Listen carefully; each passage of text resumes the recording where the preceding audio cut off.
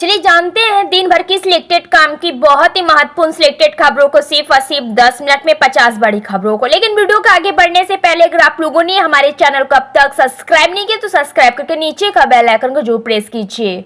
नेपाल की प्रतिनिधि सभा में सर्वाधिक सदस्यों वाली पार्टी नेपाली कांग्रेस के भीतर एक बार फिर से देश को हिंदू राष्ट्र घोषित करने की मांग उठाने लगी है। पार्टी की केंद्र समिति की काठमांडू में जारी बैठक में कई सदस्यों ने नेपाल को जल्द ही हिंदू राष्ट्र घोषित करने की मांग की है।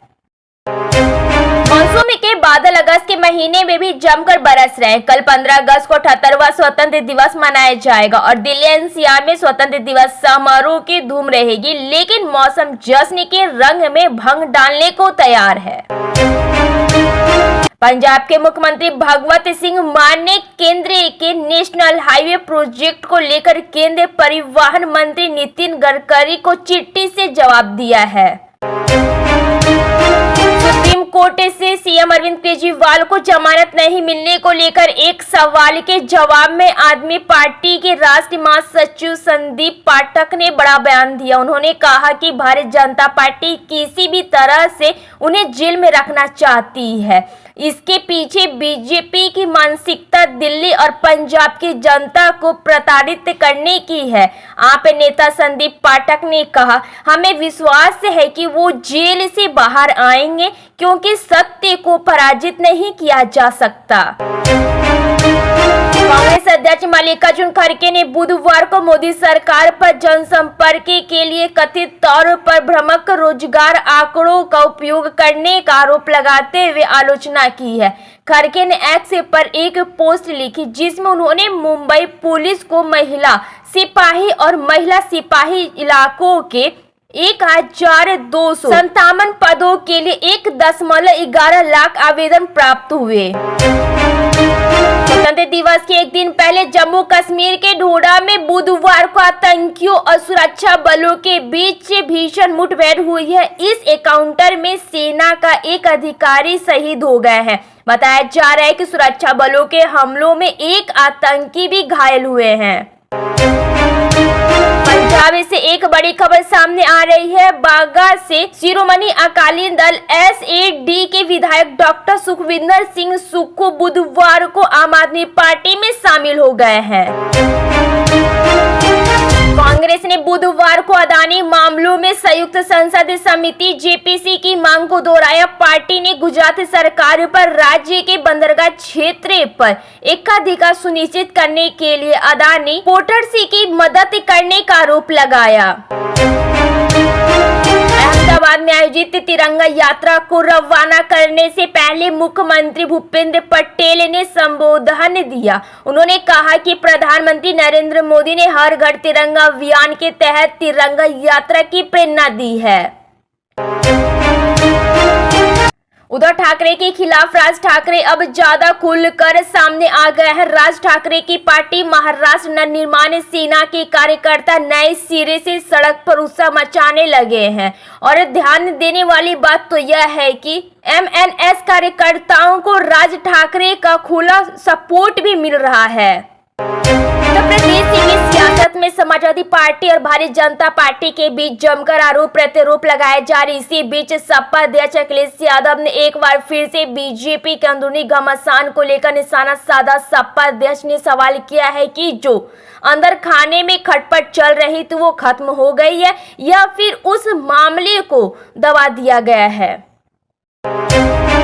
जनसुराज के संस्थापक प्रशांत किशोर 2 दिनों के लिए जमुई जिले के दौरे पर है, जहां वह अपने समर्थकों के साथ अगले बिहार विधानसभा चुनाव की रणनीति बना रहे हैं।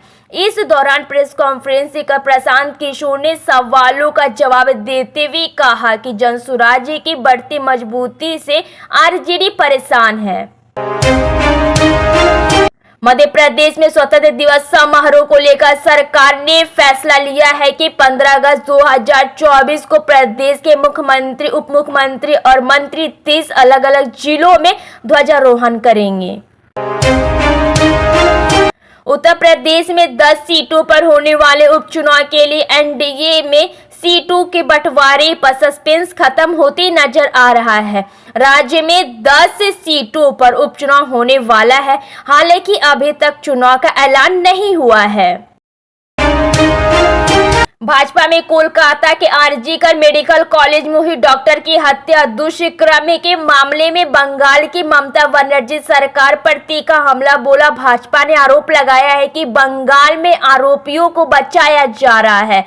साथ ही भाजपा ने घटनास्थल के पास ही मरम्मत कार्य शुरू होने पर भी राज्य सरकार पर गंभीर आरोप लगाए और दावा किया है कि सबूतों को मिटाने और उसे छेड़छाड़ करने के उद्देश्य से मरम्मत कार्य शुरू कराया गया है।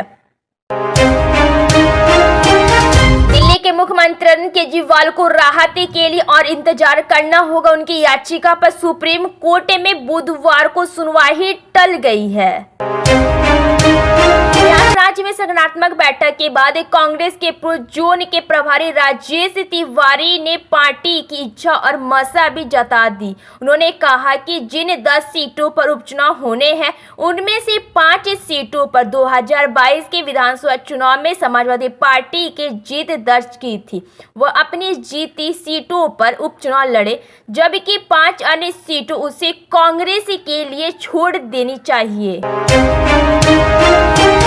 कांग्रेस सांसद शशि थरूर ने बांग्लादेश में हिंदुओं पर हो रहे हमले पर एक बार फिर से चिंता जाहिर की है। शशि थरूर ने कहा कि हमें भारत में बांग्लादेश के लोगों के साथ खड़ा होना चाहिए, लेकिन हमारे लिए यह नजरअंदाज करना बहुत ही मुश्किल है कि भारत और बांग्लादेश की दोस्ती के हर प्रतीक पर हमले हो रहे हैं।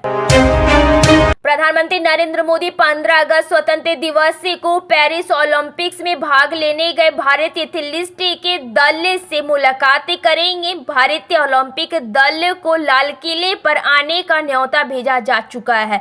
रिपोर्ट के मुताबिक सभी 117 एथलीट स्वतंत्रता दिवस के मौके पर लाल किले पर मौजूद रहेंगे। पेरिस ओलंपिक में भारत ने 6 पदक जीते हैं।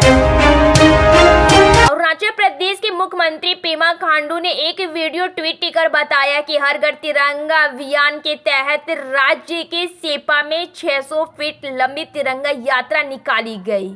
जेल से निकलने के बाद मनीष सिसोदिया ने एक इंटरव्यू में दिया। उन्होंने कहा कि बीजेपी विपक्ष के नेताओं को जेल में डालना चाहती है। दिल्ली के पूर्व डिप्टी सीएम और पूर्व शिक्षा मंत्री मनीष सिसोदिया ने बीजेपी पर केंद्रीय एजेंसियों के दुरुपयोग का आरोप लगाते हुए दावा किया गया है कि अगर इसे नहीं रोका गया तो यह कल सोनिया गांधी, राहुल गांधी और मल्लिकार्जुन खड़गे को भी पकड़ लेगी। उत्तर प्रदेश में 10 सीटों पर होने वाले उपचुनाव को लेकर बीजेपी, सपा, कांग्रेस समेत तमाम दल अपनी तैयारियों में जुटे हुए हैं। इसी बीच अयोध्या और कन्नौज में हुए रेप कांड को लेकर समाजवादी पार्टी बुरी तरह से घिरती हुई नजर आ रही है। असम में रह रहे बांग्लादेशी के एक हिंदू व्यक्ति को भारतीय की नागरिकता संशोधन अधिनियम 2019 के तहत नागरिकता दी गई है। इसके साथ ही वह इस कानून के तहत नागरिकता पाने वाले प्रथम के पहले व्यक्ति बन गए हैं। कोलकाता उच्च न्यायालय की ओर से आरजीकर कॉलेज और अस्पताल में ट्रेनिंग डॉक्टर से रेप और हत्या के मामले की जांच कोलकाता पुलिस से ट्रांसफर करने के आदेश के बाद सीबीआई ने मामले की जांच अपने हाथ में ले ली है। केरल के वायनाड जिले में पिछले महीने मेमपाड़ी के पास विभिन्न पहाड़ी इलाकों में आए भूस्खलन में भारी तबाही मचा दी थी। इस प्राकृतिक आपदा के कारण 300 से अधिक लोगों की मौत हो चुकी है। अब आपदा प्रभारी लोगों के जख्म पर मुख्यमंत्री पिनाराई विजयन ने मलहम लगाने की कोशिश की। उन्होंने ऐलान किया है कि भूस्खलन में मारे गए लोगों के परिजनों को 6-6 लाख रुपए का मुआवजा दिया जाएगा।